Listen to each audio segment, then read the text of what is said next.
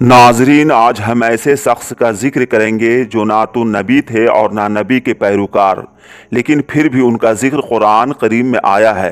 Video में आगे बढ़ने से पहले सब्सक्राइब कर बेल आइकन को भी ज़रूर दबा दें। हज़रत लुक़मान अल्लाह के बरगुज़ीदा बंदे थे, जिन्हें अल्लाह ताला ने अक़ल, समझ और हिकमत में आला मुक़ाम अता फ़रमाया था और उनके सीने को हिकमतों का ख़जाना बना दिया था।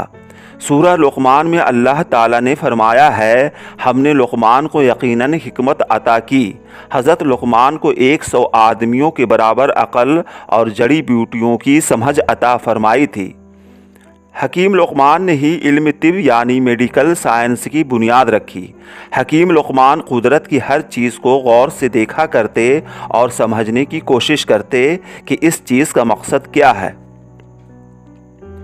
एक रिवायत में है कि हज़रत लुक़मान ने दाऊद अलैहिस्सलाम की सोहबत में रहकर उनसे इल्म सीखा और फतवा दिया करते थे, लेकिन हज़रत दाऊद की नबूवत के बाद आपने फतवा देना छोड़ दिया। मुफस्सिरीन लिखते हैं कि हज़रत लुक़मान ने फरमाया, मैंने 4000 नबियों से मुलाकात की और उनसे जो सबक लिया उनमें से 8 बातों को हमने याद कर लिया। पहला, नमाज पढ़ो तो दिल की हिफाजत करो। दूसरा, खाना खाओ तो हलक की हिफाजत करो। तीसरा, किसी गैर के मकान में रहो तो अपनी आँखों की हिफाजत करो। चौथा, किसी मजलिस में बैठो तो अपनी ज़बान की हिफाजत करो। पाँचवा, अल्लाह को हर वक्त याद रखो। छठा, मौत को हर लम्हा याद करो। सातवां, अपने एहसानों को भुला दो। आठवां, दूसरे के जुल्म को भूल जाओ।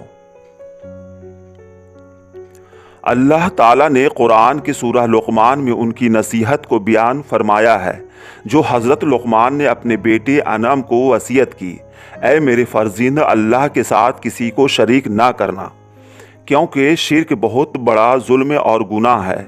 और ख़ास हकीम लुक़मान ने वालिदैन के साथ नेक सलूक का ज़िक्र किया है और कहा, ऐ मेरे बेटे, कोई भी अच्छे काम, ख़्वाह वो राई के दाने के बराबर ही क्यों ना हो, करने से पीछे न हटना, क्योंकि खुदा राई के बराबर नेकी, ख़्वाह वो चट्टान या ज़मीन व आसमान में ही क्यों ना छुपी हो, सब पर नज़र रखता है। बेटा, नमाज की पाबंदी करना और लोगों को अच्छे कामों की ताकीद करना, बुरे कामों से रोकना, जब मुसीबत आए तो सब्र से काम लेना, गुरूर मत करना, ज़मीन पर कभी अकड़कर ना चलना, किसी से बात करना तो नरमी रखना, खुदा मगरूर और इतरा कर चलने वाले शख्स को पसंद नहीं करता। मुअर्रिखीन लिखते हैं कि एक दफ़ा हज़रत लुक़मान कुदरत की चीज़ों का मुआयना कर रहे थे और नींद आ गई, तो उन्होंने देखा एक फ़रिश्ता आए और कहा, अल्लाह ने तुम्हें मनसब नबूवत का इख्तियार दिया है, तुम नबूवत या हिकमत में से किसे चुनते हो? तो उन्होंने कहा, हिकमत, और उनकी नींद खुल गई। इसके बाद उन्होंने महसूस किया उनका दिमाग पहले से तेज हो गया था। कुछ तफासिर की किताबों में यह भी है कि एक दफ़ा किसी ने हज़रत लुक़मान से पूछा, आपने नबूवत की जगह हिकमत को क्यों चुना? तो हकीम लुक़मान ने फरमाया, अगरचा नबूवत बहुत बड़ी जिम्मेदारी है और अल्लाह का हुक्म होता तो मैं नबूवत को कबूल करता, लेकिन अल्लाह ताला ने मेरे इख्तियार में दिया कि मैं नबूवत या हिकमत में से एक को चुनूँ। अगरचा मैं अपनी मर्ज़ी से नबूवत चुनता तो यह मेरी जिम्मेदारी होती, और अल्लाह ताला का हुक्म होता तो उस फ़राइज़ को अदा करने में अल्लाह की मदद होती। कुछ किताबों में आया है कि आप दर्जी का पेशा करते थे और कुछ लिखते हैं कि आप चरवाहे थे। चुनांचा आप एक दफ़ा हिकमत की बातें कर रहे थे और बहुत से लोग जमा थे कि एक शख्स ने कहा, क्या आप चरवाहे नहीं हो और मेरे साथ बकरियां नहीं चराते थे? आपने उस शख्स को गौर से देखा और कहा, हाँ, मैं बिल्कुल वही चरवाहा हूँ।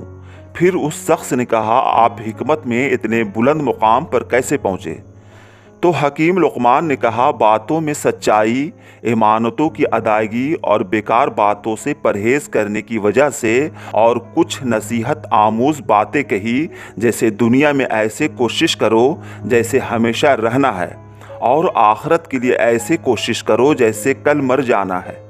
मैंने बोलने पर अफसोस किया है, लेकिन खामोश रहने पर कभी अफसोस नहीं किया। अगर ज़्यादा खा लो तो दिमाग सो जाता है اور جسمانی اعضاء خدا کی عبادت و ریاضت سے قاصر ہو جاتی ہے۔ اس لیے بھوک سے کم کھایا کرو۔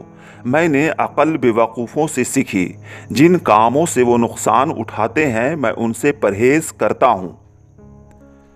قصص القرآن میں حکیم لقمان کا زمانہ 3000 قبل مسیح بتایا گیا ہے، لیکن مفسرین نے داؤد علیہ السلام کا زمانہ بتایا ہے جو 11000 قبل مسیح میں آتا ہے۔ بہرحال اہل عرب حکیم لقمان کے ایک مشہور شخصیت تسلیم کرتے ہیں۔ صحیف اللقمان کے نام سے ان کے حکیمانہ اقوال کو قدر و منزلت کی نگاہ سے دیکھتے ہیں۔ روایتوں میں آتا ہے کہ ہجرت سے 3 سال قبل مدینہ کا ایک شخص سوید حضور صلی اللہ علیہ وسلم سے بہت متاثر ہوا۔ وہ حج کے لیے مکہ گیا تو اس نے دیکھا کہ نبی صلی اللہ علیہ وسلم حاجیوں کو دعوت اسلام دے رہے تھے۔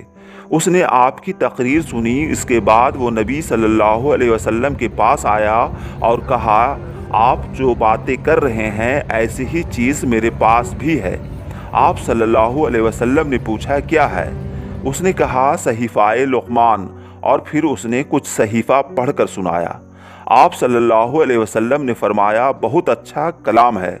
اور پھر آپ صلی اللہ علیہ وسلم نے کچھ قرآن پڑھ کر سنایا تو سوید نے قرآن سن کر کہا، بے شک یہ صحیفہ لقمان سے بہتر ہے۔ قدیم تاریخی کتابوں میں حکیم لقمان کو قوم عاد کے زمانے سے بھی جوڑا جاتا ہے کہ حضرت ہود علیہ السلام کے پیروکار تھے۔ ابن کثیر اپنی کتاب میں لکھتے ہیں کہ حکیم لقمان افریقی نسل سے تعلق رکھتے تھے، کیونکہ وہ چھوٹے قد و قامت اور گہری رنگت کے مالک تھے۔ اس لیے کچھ مفسرین انہیں حبشی بھی لکھتے ہیں، اور یہ عرب بحیثیت غلام لائے گئے تھے۔ تفسیر ابن کثیر میں لقمان کا شجرہ نسب لقمان میں عنقا درج ہے۔ ان کتابوں کے مطابق وہ سوڈان کے نوبی قبیلہ سے تعلق رکھتے تھے۔ پستہ قد، بھاری بدن، سیاہ رنگت، ہونٹ موٹے اور ہاتھ پیر بھدے تھے، مگر وہ بلا کے نیک، عابد و زاہد، صاحب حکمت اور دانا تھے۔ اللہ تعالیٰ نے انہیں حکمت سے سرفراز کیا تھا۔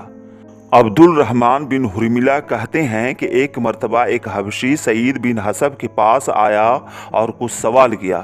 انہوں نے کہا کہ تو اس بات سے دل گیر نہ ہو کہ کالا حبشی ہے، اس لیے کہ سوڈانیوں میں 3 آدمی دنیا میں بہترین انسان ہے، ایک حضرت بلال، دوسرا حضرت عمر کا غلام سما اور لقمان حکیم۔ غرض حکیم لقمان کی بہت سی نصیحتیں اور حکمتوں کو زمانہ قدیم سے آج تک یاد کیا جاتا ہے۔ ایسی بہت سی کتابیں ہیں جن میں حکیم لقمان کی حکمتیں موجود ہیں، اور ہم سب کو اپنی زندگی میں اسے شامل کرنا چاہیے۔